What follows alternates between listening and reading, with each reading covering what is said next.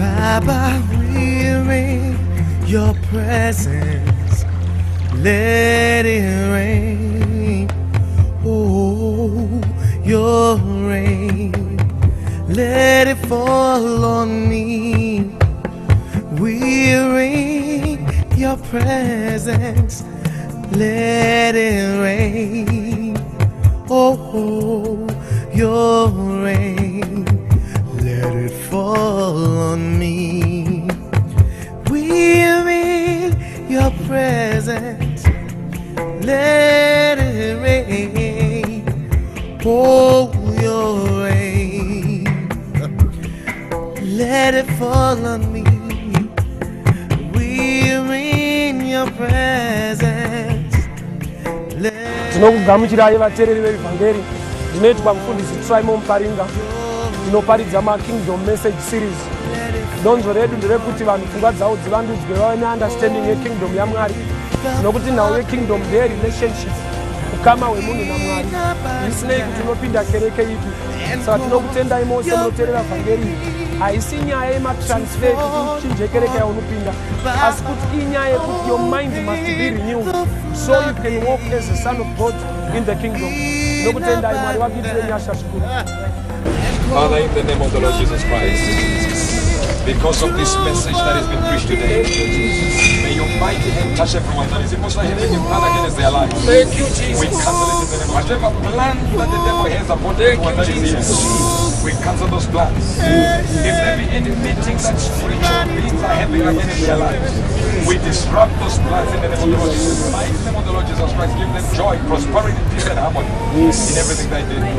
I decree and declare, I prophesy prosperity. We thank you for the evangelist's life. Increase him and increase them, and they shall be increased. I prophesy with my eyes closed and with my eyes open. Destiny is in somebody anointed by God to be your companion. In Jesus' mighty name. Chiprofita chakapera, zva deliverance zvakapera. Kokungoti takapera mazino. Sakiri hachingiti vanhu. Ane vanhu kwavida kuti vaende. We all fall short of the glory of God. Whether unomira zvakadii kana pasina Jesu, you cannot qualify. Qualification yekunzi muKristu is because of Christ. Without Christ, you cannot. Kuti Mwari vakadanyika nokudaro vakaipa mwanakomana zvakatotanga kuitika kupiwa kwacho. Saka iwewe kana wauya kuzonamata, hausi kutsvaga kudiwa, uri kuuya kuzoita rudaviro murudo rwaMwari wacho anotokuda.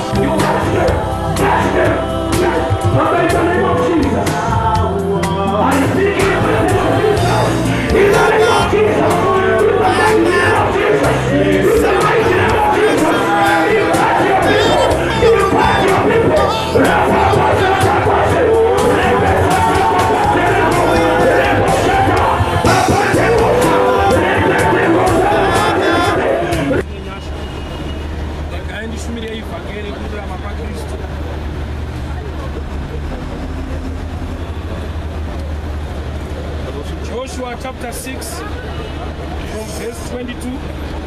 Joshua chapter 6 from verse 22. But Joshua said unto the two men that had spied out the country, go into the harlot's house, bring out hence the woman, and all that she had, and all that swore to her. And the young men that were spies went in, and brought out Rahab, and her father, and her mother, and her brethren, and all that she had. And they brought all her out with her kindred to the camp of Israel. And they burnt the city with fire. Let me teach on this note.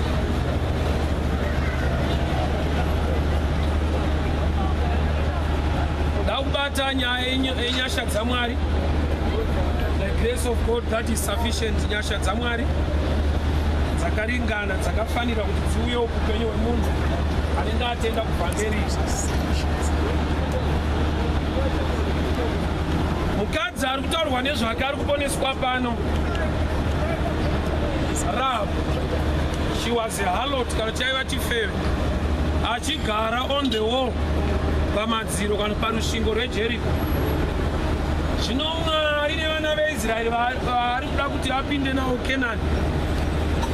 Pane sungano yakaitwa pakati paRahab nevarume vaviri vanga vatumwa naJoshua. So Rahab aigara pamadziro, she was living on the wall pamadziro ipapo. Yet vanhu ava naJoshua vataurirwa kunzi ukatenderera 7 times madziro achadonha. But pamadziro iwayo pane munhu ane sungano anofanirwa kuponeswa.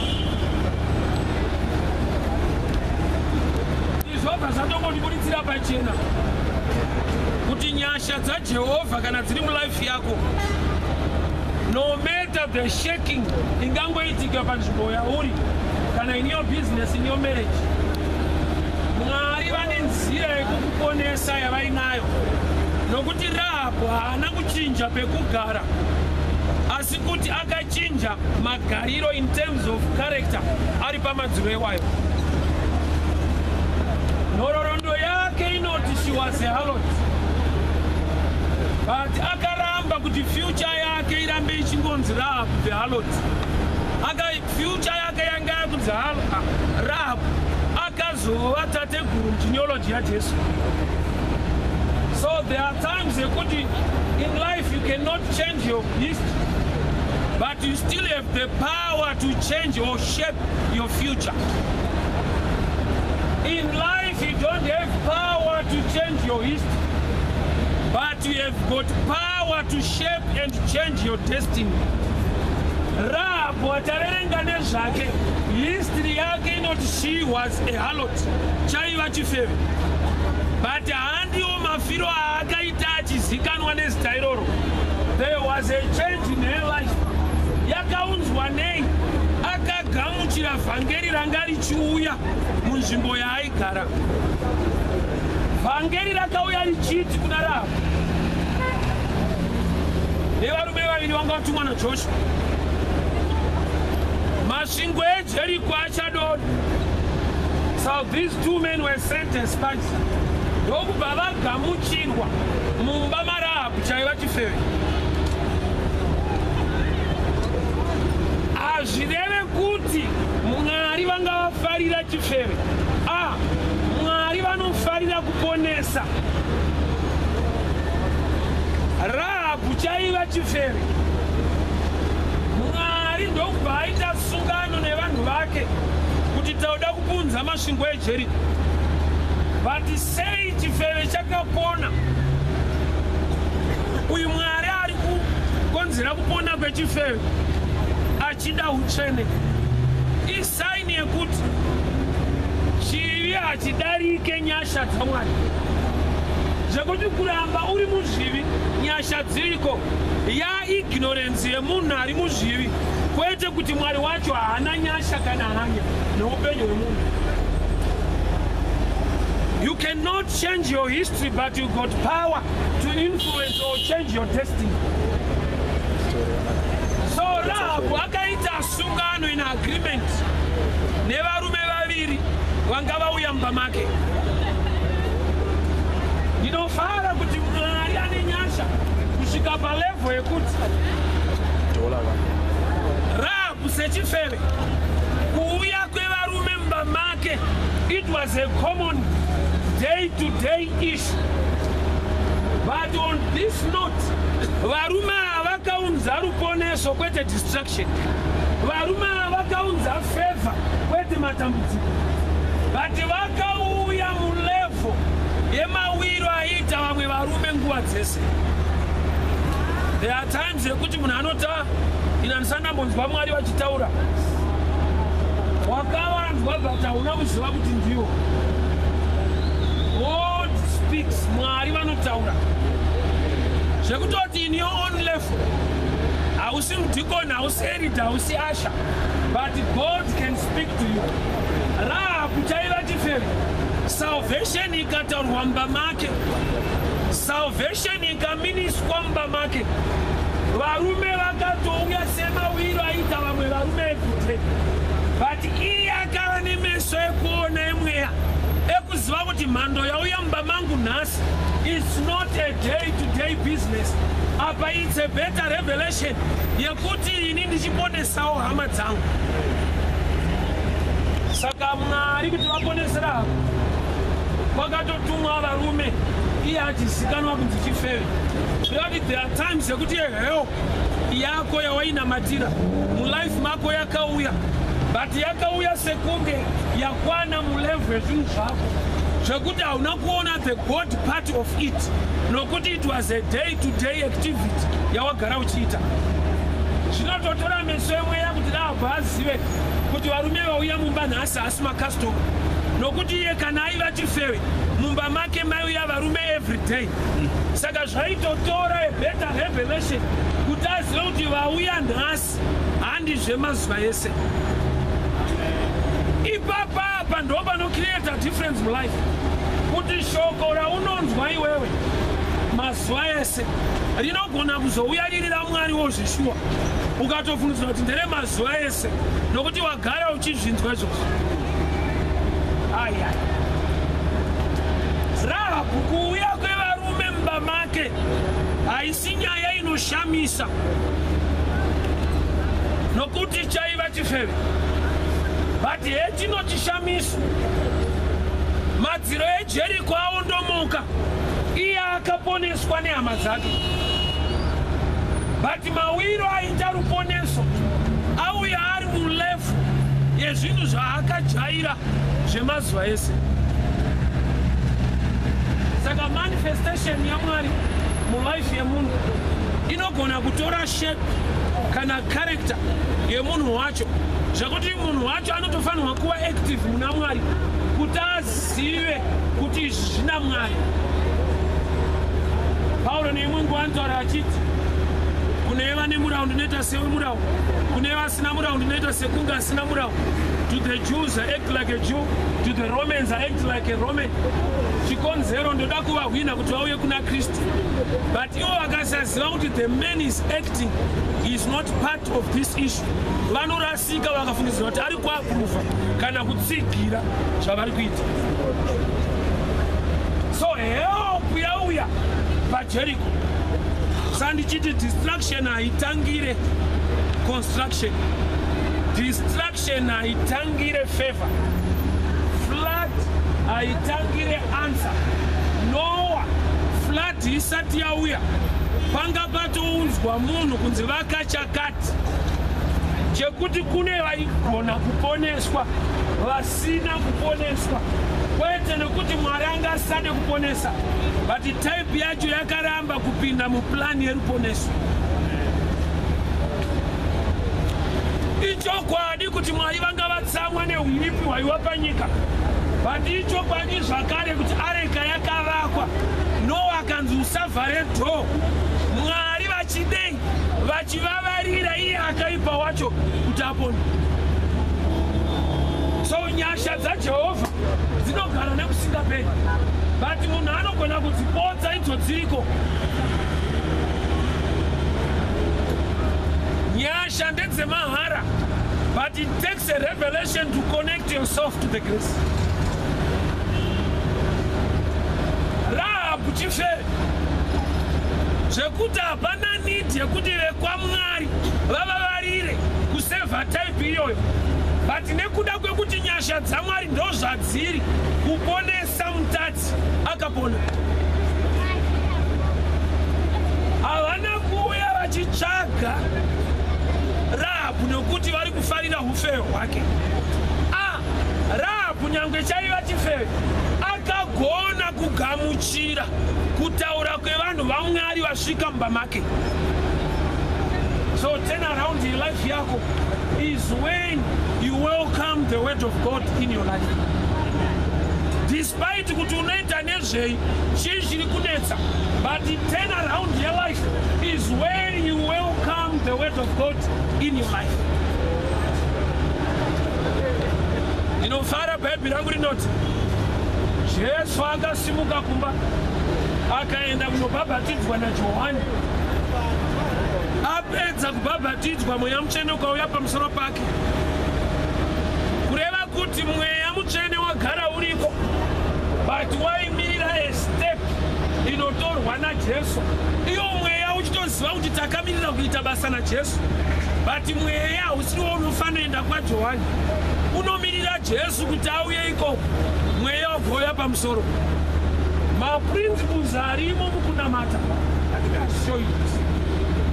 ndozvinopa kuti Jesu atsanye iye ari Mwari. He is trying to show you a picture kuti kana kune maprinciples ariko mukunamata, there is no shortcut, but you need the Spirit of God to help you kuti ugonewo kuzviita. Jesu ndi Mwari, so why fasting? And the most interesting part about the fasting of Jesus, ndeyekuti apedza kubhabhatidzwa naJohn the Baptist, he was led by the Spirit into the wilderness. Wilderness maari kuita fasting, he is led by the Spirit. Nhamo yangovapo mukusaunderstanda ndei kuti there are times ekuti munhu ari kutotsvakawo mweya wacho nekutsanya, but iye Jesu akasundwa nemweya kuti atsanye. Fasting ikashaya the Spirit of God leading you, it becomes a tradition of a church. Yekungoti tiri muma 10 days, tiri muma 20, tiri muma 30. Izvozvo zvinozongokurwadzira kumaresults. Uchaona kuti wazviita makore akawanda hazvishandi, yet inhau inoshanda. Pakashayika revelation ikava tradition, the power inosubtractwa naJehovha. Ikava tsika chikasava chizaruko, unozviona nekushayiwa simba kwechiitiko chacho nyangwe chakanaka. So Jesus was led by the Spirit into the wilderness.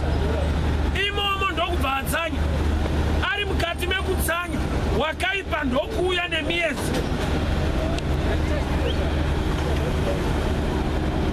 Apedza kutsanya, Satani ndokubva auya.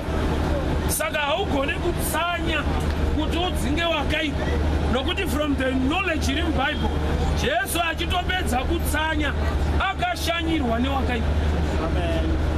The devil came kumunhu apedza 40 days 40 nights, kureva kuti iyo fasting pachayo haigone kukudzingira Satani. Jesu apedza kutsanya, Satani wakauya, the devil came. Samwarota pane zviri kundinetsa, rega ndimbotsanya zvisuduruke. If kana ukashaiwa knowledge kuti why do we fast and when are we supposed to fast, it becomes a tradition, and zvinopedzera zvakurwadza nekurema nokuti zviri kuitiwa pasina knowledge. So Bible that Jesu akasundwa, he was led by the Spirit into the wilderness. Akatungamirirwa nemweya. Iye Jesu kutungirirwa nemweya, he is the word, but now he is being led by the Spirit.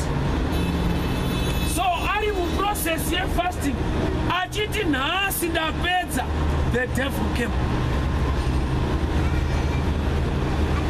So sometimes presence ya Satan mu life yako haireve kuti you are not spiritual. Nokuti Jesu mweya mutsvene uri pamusoro pake, fasting yake apedza, the devil came. So kuwanikwa kwewakaipa mu life yako hakureve kuti aiwa zvaMwari hausisina. ZvaMwari zvinooneka nekukunda wakaipa wacho auya. Let me explain that. Jesu apedza kutsanya, wakaipa akauya. Wakaipa ndokubva akundwa ndokubva adzokera. Saka kuwanikwa kwewakaipa mu life yaJesu panguva iyi hakureva kuti iye aipa. Kurongoda kupruvha chete kuti iye ane simba kudarika wakaipa.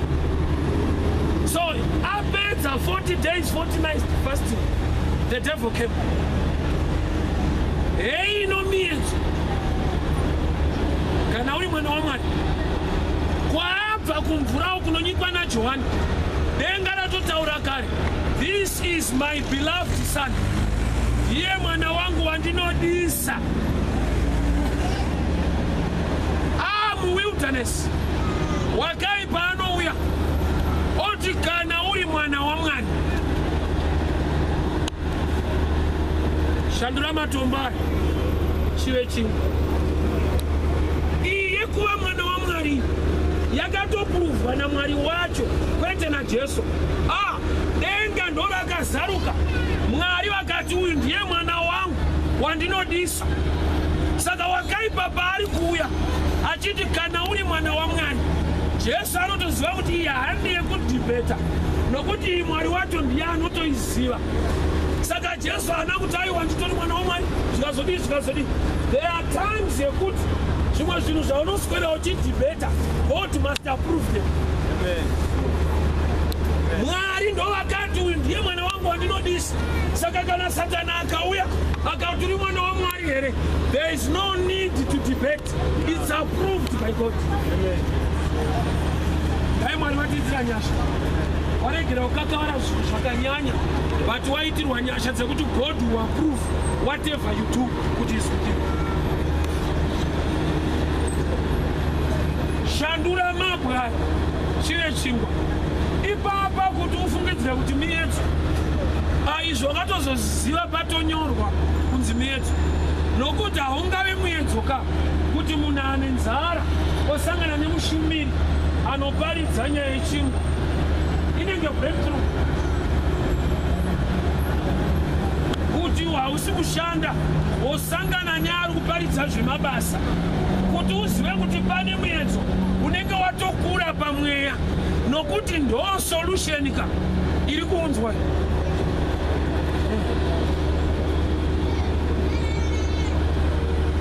Wakaipa ari kuti nekuda kwefasting yawarove ndauya nemessage yekubreka, shandura mabwe chive chingwa.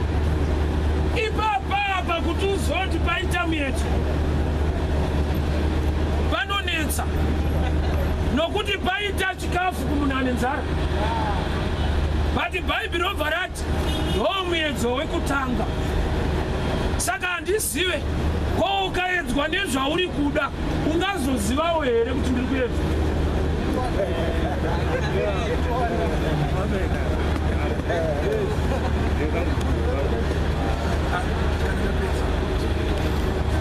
Ko kana miedzo wakuuya sei solution, unozviziva sei kuti miedzo secret ndei? Jesu is led by the Spirit of God. Zvekuti simbai rekuti mabwe chive chingwa iroro anaro aigona kutozviita akapruvha, but sei asina kuzviita? He was in the spirit. Zvekuti munhu ari muspirit is always alert pakuziva zvaidiwa. Kune vari kuziva zviri kudiwa imomo kunamata imomo. Kune vari kuziva zviri kudiwa nhasi, kune vaiziva, kune vari kuzivawo futi zvaidiwa. Saiyo inobva yava clash yemaideas, nokuti wakaipa paari kuti matomba chinja chive chingwa. Zvokwadi iri muna Jesu ndei. Jesu ndiye dombo, Jesu ndiye chingwa chacho. Saka ability yese yataurwa iri muna Jesu kare, but chaita kuti Jesu aregere kuperforma zviri muability yake, hazvisi muassignment yake.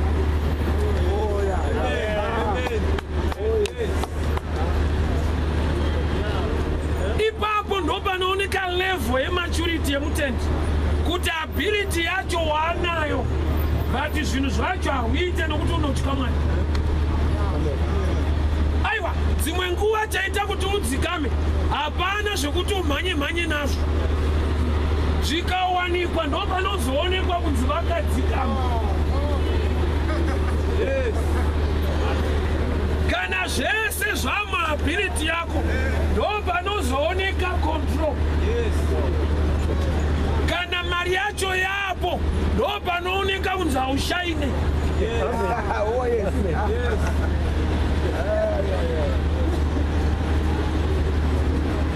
Zvawanda zvauri kuda ndo panozooneka character. So Jesu ability yacho anayo, but he is active in the spirit. Anoramba ane communication. Saanobva apindura kuna wakaipa achiti munhu ararame nechingwa bedzi asine shoko rinobuda mumuromo waMwari, by the word that proceeds from the mouth of God. Ndakati ipapa apa ndo pakuwara vanhu pakunamata, nokuti vamwe havana shoko riri kubuda, vane shoko rakabuda. I believe and I understand he is the same God yesterday, today and forever. Zvoreva kuti Mwari wedu haashanduki, but chinzwa nyaya iyi ndiMwari anoshandura. Iye haashanduke. Zvazvinoreva ndeizvi, zvinongoreva kuti anoramba ari Mwari kana zvichinzi Mwari haashanduki. But yekushandura zvinhu ndotsika yake, nokuti karesa vanhu vakada kunamata vaitanga vatora mombe kana makwai vounza kuchechi, zvichova chipiriso, Mwari wovaregerera. Mazuva ano hazvichaita, but ndiye Mwari wazuro nhasi namangwana asingashanduke. Zvopruvha kuti akashandura. Nokuti chipiriso nhasi chinoita kuti munhu aregererwe zvivi iropa raJesu rakadeuka pamuchinjikwa, kwete mbudzi dzemunhu kana mombe dzemumwe munhu. Hakuna inonzi forgiveness offering, hakuna. Chakaita kuti Mwari vati munhu ndomuregerera iropa remwanakomana wake Jesu. Hakuna mari yanga iri worth forgiveness, hakuna makwai kana mombe zvaizogona kuva worth forgiveness yemunhu.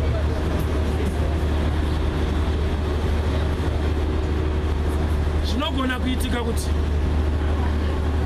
kana kune vachiri kuziva yekudhara vanogona kukuudza kuti dai wauya nemombe panyaya iyi. Izvozvo mubhaibheri zvirimo kune vaimbodziendesa, but kuti uzive kuti munguva yedu toendesa here yanyaya yako iwe mutendi wanhasi kuziva zvanhasi. Warira kuti uchaita zvirimo zvaiitwa kudhara, kwete zvaunofanirwa kuita. Mwari ndiMwari asingashanduke, but anoshandura.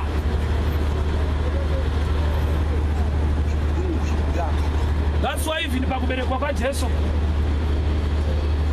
yakaita sekunge problem kuna Mary kuti ashaye room aberekere mwana kudanga uko. Why?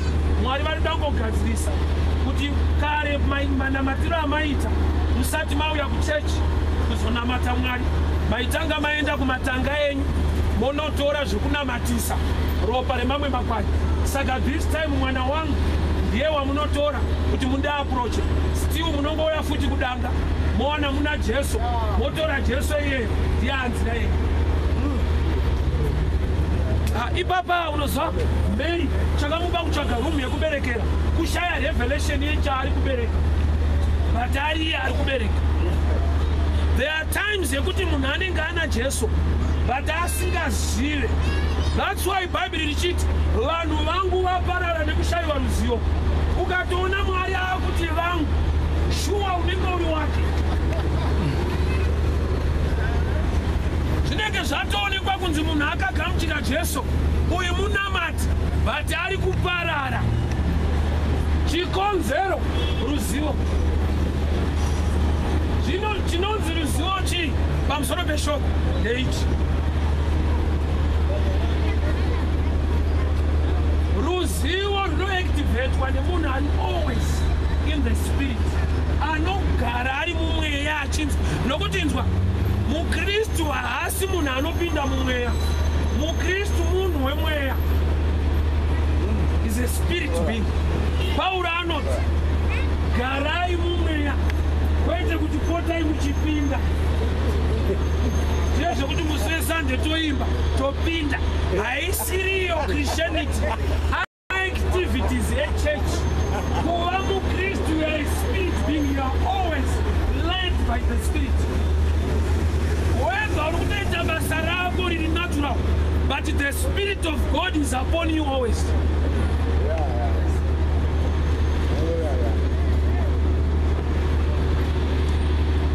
So Jesus was led by the spirit into the wilderness.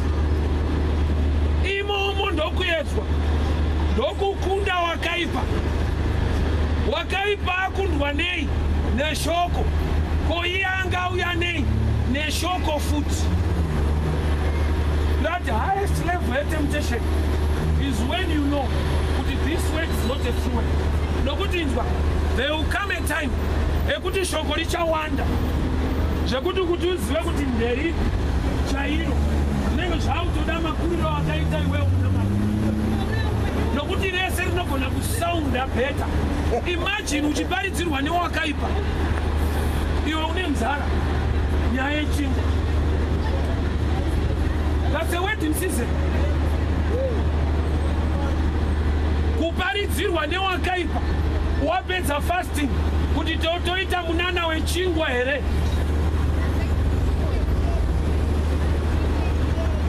Time yakaberekwa Moses, Faro akati wangu wesani ngabereka mwana mukomana uraya. Saka zvinongobuditsa pachena time yakaberekwa Moses. Kune vamwe vaichema zvobuditsa pachena kuti mukaka wanga wakawanda, ndokuti kuna ana amai vakaonekwa kuti vabereka mwana mukomana, mwana aiurawa vosara vane mukaka. Saka panguva iyi mukaka wanga wakawandisa. That's why mai vaMozisi vakati kana ndaviga mwana uyu kurwizi, it's not enough kusvika ndatuma Miriam anoita sagati anomira achiona zvichaitika kumwana uyu. Basa raMiriam nderekuzokonekta Mozisi kuna mai vake chaivo, nokuti mazuva aya mukaka wanga wakawandisa zvekuti kunhonga mwana kwaiitika kurwizi aigona kunoyamiswa chero mumwe mukadzi. Saka basa raMiriam nderekuti munonditendera here ndikutsvagirei anoyamwisa mwana. Miriam achiziva hake kuti mwana uyu anofanirwa kunwa mukaka chaiwo, nokuti munguva ino wakawandisa. So ndonguva yatakurarama manje kuti shoko rinowanda, but chairo rakuda munhu ari active in the spirit, anopupurirwa nemweya wake kuti izvokwadi yaJehovha uku kutandara. Nokuti richange richivhurwa nevasiri kuita chaizvo zvaMwari vanenge vachirivhura. Bhaibheri rangu robva rati kuna Isaya, vakadzi vanomwe vachamhanya kumurume mumwe chete. Kuti isusu tichazvipfekedza tega, tichadya zvatoshanda, zvatinongodawo chete kudanwa nezita rako.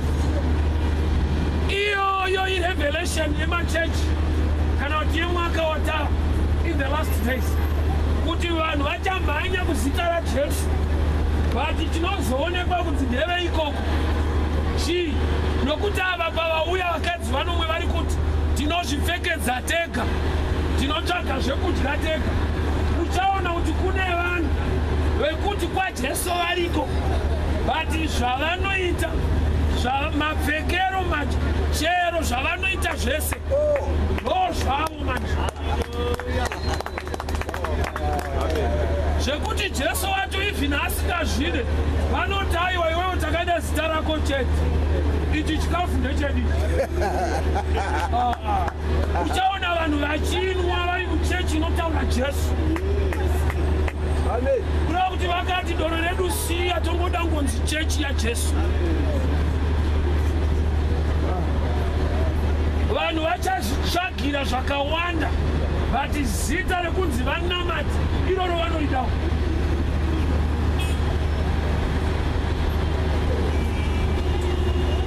So Jesu akabva kumba personal decision akaenda kuriver Jordan akanonyikwa naJohana.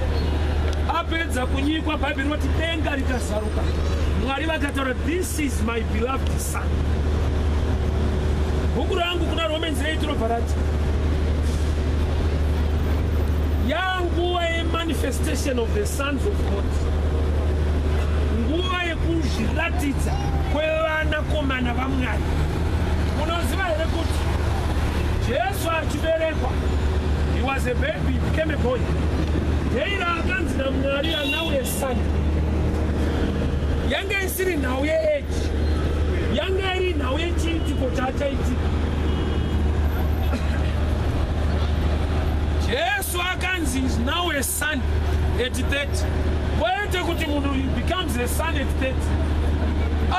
Decision yaakaita kubva kumba kwavo kwaMary and Joseph, akaenda kuministry yaJohn the Baptist, akatokumbira zvakasimba kuti vakuru nenyika iyo. Unoziva here kuti Johani wakatomborambawo zvikanzi hazvigone kuti inini bhabhatidze inini. Jesu akati please, ndinyikewo ndakumbira please. Jesu kwaakunyikwa naJohani, denga kwaakuvhurika, Mwari kwakuti this is my beloved son. Kureva kuti Johani zvaaedza kurambira Jesu, aida kurambira kuonekwa kwesonship pamusoro paJesu. Jesu aitoziva kuti ndigraduate to become a son, I must be humble to a man ahead of me. Kana zvakatora ministry yaJesu kuti atanga aenda kwaJohani kuti mweya mutsvene uye pamusoro pake, it's simple to you. It takes humility for great things to fall upon you. Jesu akaenda kwaJohani. Imi munoziva here kuti Jesu mukuru kuna Johani. Johani waitaura wani, ari kuuya shure kwangu mukuru, but neukuru hwese uhwo uye nekuziva kuti ini ndiri Mwari uyu munhu.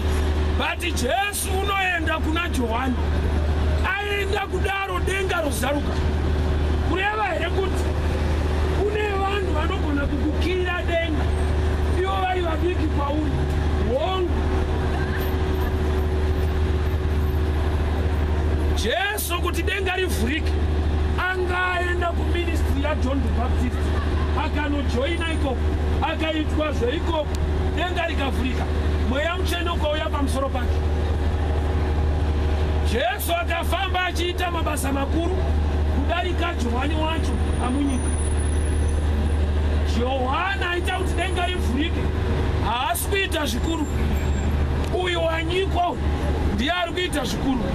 Kureva kuti kune vamwe vadiki, but nokuti vakaiswa paassignment naJehovha, zvaakutoda meso emweya ekuti ugone kupota uchipfuura neko denga rako rivhurike. Saka unobhataiwa because kunamata kwedu nekaNew Testament munhu naMwari wako chete. That much I know and I understand, but don't unzwechinyechi.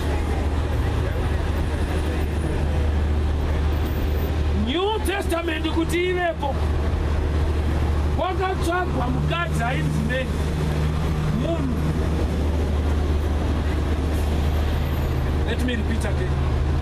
New Testament inouya nekuda kwaJesu, but kuti Jesu achiuya panyika, Mwari vakatsvaga munhu wekushanda naye. So there is no way you are going to avoid a man or a woman in the things of the Lord. Izvozvo zvichiitirwei naMwari to humble you. Why? Nokuti when you are humble, that's when God can lift you up. Only that. Humble yourself before the Lord and He will lift you up. Saka uchiona Mwari vachiita sekunge vanokumanikidzira munyaya dzekuti usubmite, chavari kukumanikidzira, vari kuedza kutokumanikidzira kukusimudza. Nokuti Mwari muranda weshoko rake. Bhaibheri harichinje nokuti une nharo, rinokuchinja iwewe kuti usaite nharo.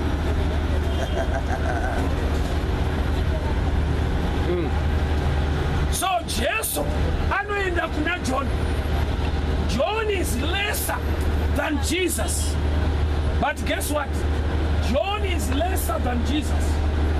But he is the one akamirirwa naHoly Ghost kuti akangondibatira mukomana uyo akamunyika, mweya mutsvene anoenda pamunhu. The heavens will be opened. So kana zvakatora a man kuti Jesu awane zvake, ko ininiwo zvangu, ko iwewo zvako. Kana zvakatora murume ainzi Johani kuti agone kunyika Jesu, mweya mutsvene uye pamusoro paJesu, aite mabasa makuru, apiwe empowerment yekupinda mudestiny yake, ko iwewe nhasi chinokushayisa humility muzvinhu zvaMwari chii? Kana Jesu akaseta that kind of example. Samwe vachida kuudza Jesu, vakatarisa panyika ukaona pane mukadzi, vakati uyo anoshandika naye. So even in our times, whatever you are looking for, unofungidzira kuti chinhu, but chakavanzwa mumunhu, either a relationship kana connection yausati wanayo. Ndinogona ndichipa this example. Kuti unoziva here kuti mari yauri kuda starting business unanayo, ende umwe wacho unotovaziva vanayo. Funga kwako iwewe driver haane here mari yauri mari yauri kuda iwewe haina ngirozi ine vanhu, but chanetsa manje kusvika kune vanhu ivavo. Connection and relationship no isipo, but mari yacho iri kuzvara. Saka isaini yekuti chese chauri kutsvaga chiriko, but nzira dzekusvika pane chiri kutsvagwa ndo dzanetsa. Gold chairo gold ririko, but inoda kumainwa. Saka kana usina zvekushandisa unotofunga kuti hakuna.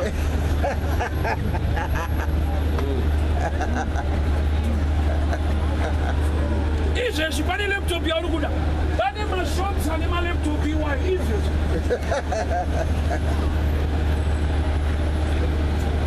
Pane motikari yauri kuda, macar sales ane motikari vari kutotengesa izvezvi.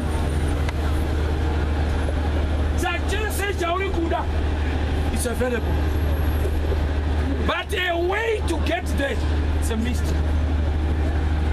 Amen. But let me tell you something. Jesus is the way. Not only to go to heaven, even for the heaven to come down to you. Jesus inzira.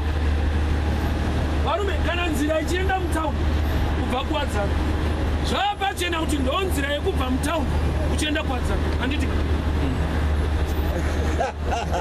Saka Jesu kana ari nzira yekuenda mudenga, ndakuti futi ndiye nzira yedenga ichiuya pandiri.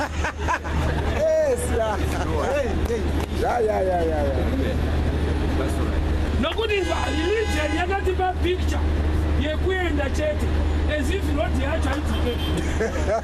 But Jesu wauya oti varidzai muchiti umambo hwaMwari hwasvika. Kana maakunyengetera moti thy kingdom come. So nyaya yegoing, I believe in it. Hatina upenyu nhasi, haadi going. Iyo kukunetsa haidi kuti uende kudenga. Inotoda kuti denga racho rione zvikuita ridzike mauri. Yes. Right. Yeah. Situation ine munhu nhasi, answer ise kuti dai wafa waenda kudenga. Saka titovarira kurarama. Let me show you. Kana mushumira akashumira, shivari kudzoka. Vangani vanida kuenda kudenga, vanosumudza maoko.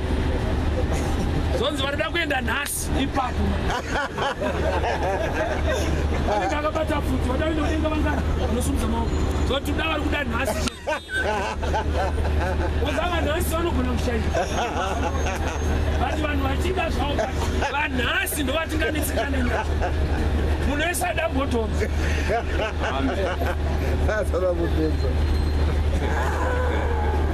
Life is a gift from God. You must enjoy life. Yeah. Wakaipa ari kunza hardships. Saka uchiona vanhu vachicommita suicide, they think it's an answer. Kuzviuraya haisi mhinduro. kugadzira rimwe dambudziko. You don't solve poverty by killing yourself. Unenge watoita transfer. Iri double portion. Nemweya wokuzvuraya futi. Kushaya ikoko kunoramba kuri mumhuri kwenyu. Uye watutsira mweya wekuzvuraya. So killing yourself is not a solution. So if Jesus is the way, saka nzira chayakanakira ukaiziva haikuendese kusvika waifamba. Ukaziva kuti rodhi inoenda kutauni, ukasaenda murodhi iyoyo hausviki kutauni. But chokwadi ndo chawanacho kuti nzira iyi ndo inoenda kutauni. But ita musikanzwa yekusafamba uyo hausvike. Unati kuziva bedza kukushitse svika wakufamba mune zvaunoziva. So tine vanhu vakarigamuchira shoko. Mwari vanogona, Mwari vanogona. But kuti mafambiro ako muna Mwari anogona ari sei, iwayo ndo achataridza kuti kwauri haagone iye achigona.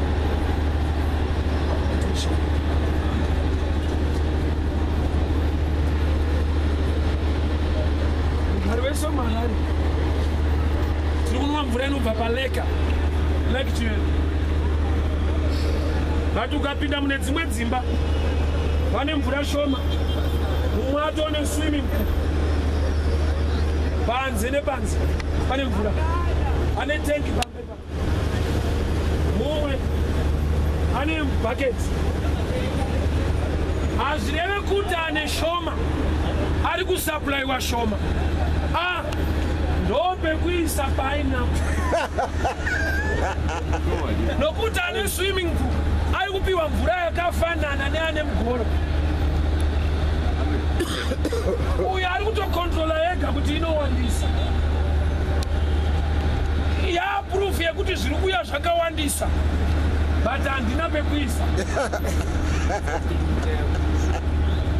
Saka munhu uyu kwazviri kubva hakuna limitation, but limitation icontrol yekwazvinosvika. God is not limited. Limitation yake iri pamhando yemunhu nekutenda kwake nekuunderstanda kwaanoita Mwari. Saka toona kune vanhu nanhasi vasingatenda kuti Mwari angoresa HIV. Vakatoti yanguva healing vane zvirwere zvavanotarisira. Ndozvinoona ndokuzivawo kwavanoita Mwari wavo, kwete kuti Mwari ndo zvaari. Uyu ndiye Mwari azivikanwa nevanhu. Jesu achitanga kushumira Luke chapter 5 anokumbira Peter boat. The same Jesus yaanozowanikwa akufamba pamvura. Kureva here kuti zvakazouya zvekufamba izvi time kwete, ability iyoyo yekufamba pamvura agara ainayo, but akaziva mhando yevanhu vaari kushanda navo kuti ava havatombondiziva. Ndikatotanga kufamba izvezvo hapasare munhu panapa. Veta tikamboti fambei tese tozoratidzana udobidobi. Saka ukamuna achikumbira bhoti hazvireva kuti haagone kufamba pamvura, ari kuitira iwewo uchiri muteta akafamba. Unotiza. Saka toona nanhasi kune vanoti pakaitika a great miracle vanomhanyira kuti ndiSatani. Let me show you. Satani ariko, hongwe ariko. Anoita minana, hongwe anoita. Izvo zvandiburitsa. But let me explain something. Bible robva rati, if you believe, signs and wonders will follow you. Sa sign yakafanana nesign post. Julius Nyerere. Takuona post uchienda kumutare, yakanzi Mutare 20. Road in a sign. Ine assurance yekwauri kuenda. But ukangopinda road yongoramba iri sango, but karika road uchingodza kuti tiri kuenda kuChinoi. Hapana pamaona pakanzi bucket kana pakanzi Nyapira. Ingori tiri kuenda kuChinoi. No, kana sign yehamba hapana, kana yespeed hapana, kungorova nekasango. oza kuti uzive kuti taakuchinhoi unotozonobvunza vanhu maimomo kuti tauni inoindeipi because all the way there was no sign. Saka vhangeri raMwari, signs and wonders are valid because they are assurance where God is taking it. Masaini inonakidza kufamba nokuti inozivisa vari kuifamba kuti ndiko kwamuri kuenda. Hedu haidi zveminana zvomwe miracles isitongonamata chete. Shuwa here kushaya muroti. Ko mukaenda kusiriko nekushaya masaini iwana. Mukarasiswa munopruvha sei? Nokuti vatawirirana kuti kuenda kuchinhoi. Ndoona signpost yakanzi Bindura. Ndinoudza driver kuti ndanga ndati chinhoi. But tikaenda kusina sign ndinoendeswa kusiriko. So my signs are valid whether you like it or not. Ndopfungwa yaMwari pavhangeri rake. Moses aida kutuma. Mwari vakati Moses usati waenda, I want to show you a sign. Kanda tsvimbo yako basa. Tsvimbo ndokubva yava nyoka. Mwari ndokubva tichitora. Iye Moses aida kuenda netsvimbo chete. Mwari vakati aiwa kwauri kuenda vanhu vacho havasiri mashoko chete, vane nyoka dzavo, vane tsvimbo dzinoita nyoka. Saka yako inofanira kutovawo nyoka kuti ugone kunotaura nawo mushi. Satan is wicked. Ane zvaanoita in action. Saka chechi ikashaya action hapana zvatiri kuita. Vanhu vari kuroyiwa bhururu wega unozvida uzvide. Vari kuroyiwa vanhu. Zvishiri zviri kurova vanhu panyika ino. Saka chechi ikangova nzvimbo yekunyaradza vanhu isina power pamusoro pezvinhu izvi, hatina kwatiri kuenda. Let me show you something. Munoziva here kuti iye Satani wacho akatongwa, ndiye akagadzirwa Gehena. Plani yeGehena yakauya nekuti Mwari vaona kuti Satani apanduka ndobva vagadzira Gehena. Gehena harina kunge ragadzirirwa munhu, nyangwe kuchazowanikwa vachienda kuzvavo. Kungosha kusaziva, otherwise hakusi kwenyu. Gehena rakagadzirwa munhu asati atadza. Satani achingopanduka, Mwari ndobva vamutonga vakati uchapinda uko. Zvekutoti Satani vari kutaura nawo kuti abatsire kuenda, kutomubatsirawo zvenyu, hakusi kwenyu. So, let me show you. Ngirozi dziri three: Michael, Lucifer, and Gabriel. Michael, ingirozi yehondo. Ingirozi dzaMwari kazi, Mwari rudo. But iye rudo ane ingirozi yehondo. It's high time the church must not be quiet, must be violent against the devil. Nokuti iye Mwari wedu anova rudo. Ane ngirozi yekurova chete, Michael, wefight chete. Iye ari kwaMwari. Kunotoimbwa muri mutsvene. Iye Michael anenge achisimudza simbi dzake. Waanozorova sei asingachimbi. Vamwe vachimwe ngirozi tichiimba, Michael achiita mapuresa. Kugadzirira vanovhiringa kururama.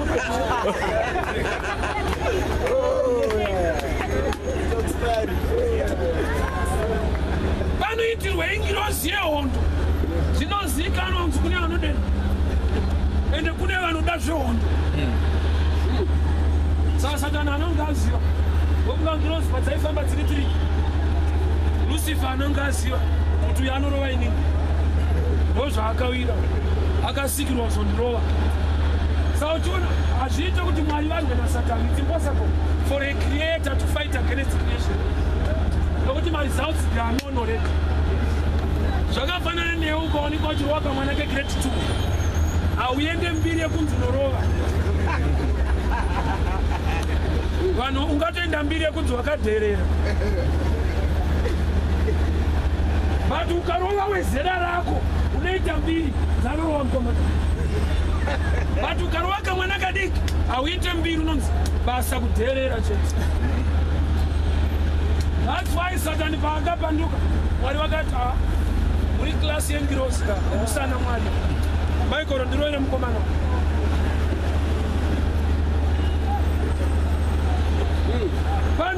Pano hakuna munhu. Oh, Satan unorohwa nemunhu waifamba nani. Iye anonge aziva kuti shasha yakasikirwa kuzogadzirisa inini. Jehovha wehondo iye anova Mwari werudo ndiJehovha wehondo.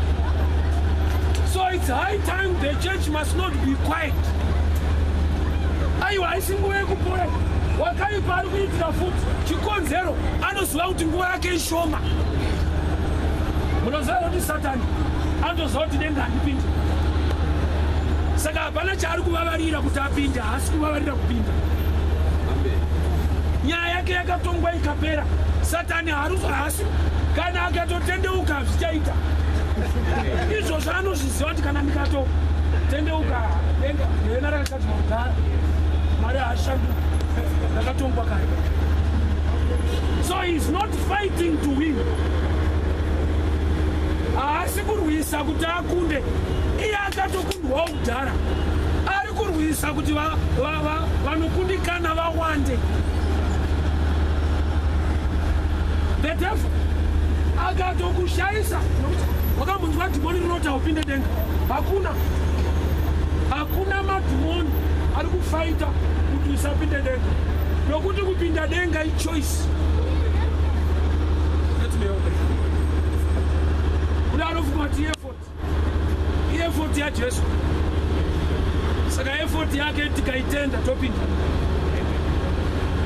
Prophetic word Genesis 3 verse 15. Mwari vanoti the seed of a woman will crush the head of a serpent.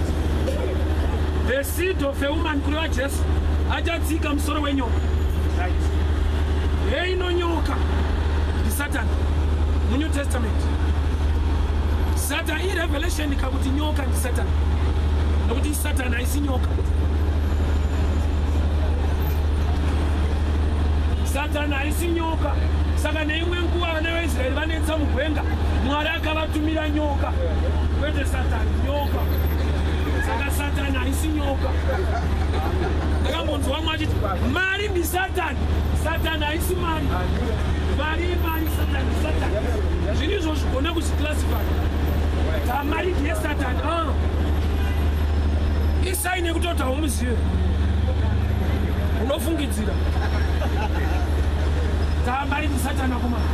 Mari ndi Satan. Asi. Iye atoriko zvake plastic.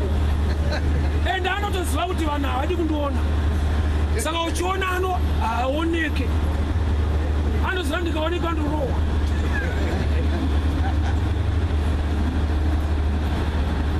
So judgment yake akapiwa kuti denga haupinde. Saka assignment yaari kupa madhimoni haasi yekuti vanhu ngavaregere kupinda denga. Ari kuti aiwa denga ngarichirega kuvapa mabenefits ekurarama panyika. Vakarwadziwa naizvozvo vachaita madecisions ekuti Mwari haasi right, voregera kutenda voenda ukaenda. Saka uchinzwa dhimoni rikakubata rinoti haushande, rikakubata rinoti haudhiraivhe mota, rikakubata rinoti visa hauiwani hauende kuUK, uri kunzi hauende kwakusi kudenga, imwe nyika yepano. Madhimoni anorambira ine muchato. Unodii kuti nokuti inzwa tine vanhu vanoti nyaya yekunamata ndeyekuenda kudenga chete. Let's say uri kunamatira munhu dhimoni inoti arorwe. Unodii kuti hazvina basa anoenda kudenga chete.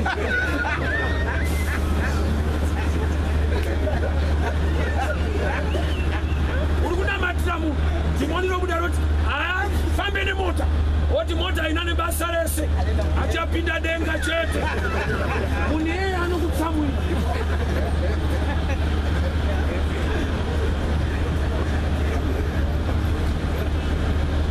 Inzwa nyika ino yakapiwa munhu naMwari kuti aenjoy life. So wakaipa haazokutevera even ukapinda denga kuti akurwise. Kwaanokurwisira ndekuno. Saka Mwari vakatipa Jesu naMweya Mutsvene kuti tive vakundi. Kukunda kwacho totokunda pano.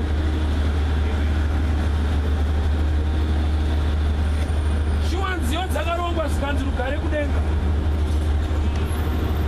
Revelation yacho vanga vaipotsa. Zvinonzi rugare runobva kudenga. Nokuti nzwa, ngati nzira inoenda kutauni ndo nzira inobva kutauni. Kana Jesu achitiendesa kudenga, Jesu iye ndiye anotiunzira denga pano. Is the way.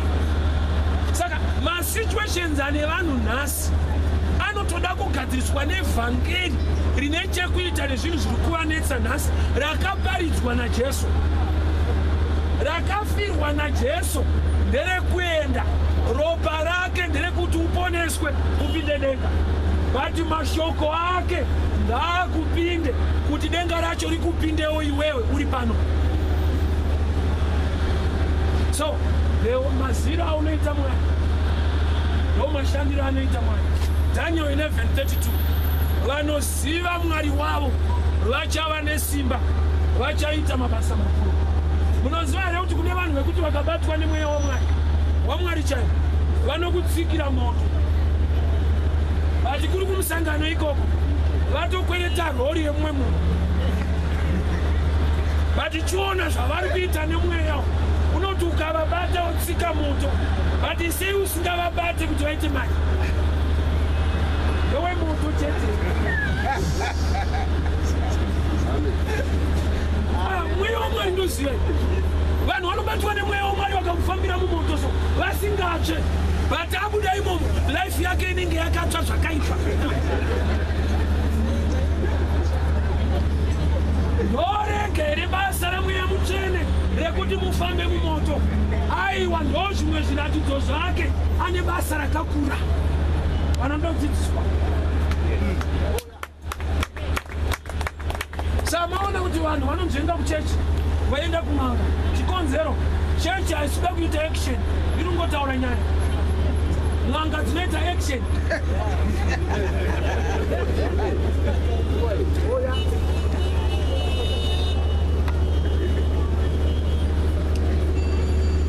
It's high time to understand how the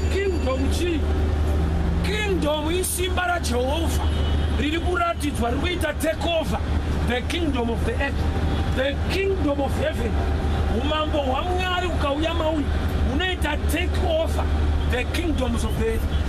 Kureva kuti simba iroro rinoactivatwa chete neknowledge. Zvekutotinzwa iPad ine zvakawanda zvirimo, maBibles, mabooks, mavideos, zvine zvinhu. But ukaita one haiende kune zvauri kuda, iwewe ndo unoenda kune zvauri kuda zvirimo. Kureva kuti yakaloda zvese, but inini chandakuda. Tinokutendai nekuteerera vhangeri. Mazviita ini Mwari vakukomborerei, vakuitirei nyasha. Mazviita